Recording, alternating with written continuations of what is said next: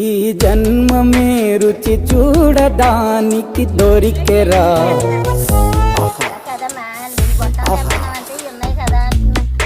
ఈ లోకమే వండి వార్చడానికి వేదికరా.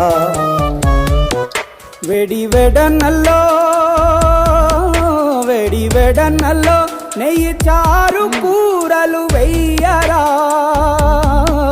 అడ్డ విస్తరిలో 6 రుచులు ఉండగా బ్రతుకు పండుగ చెయ్యరా. ఈ జన్మమే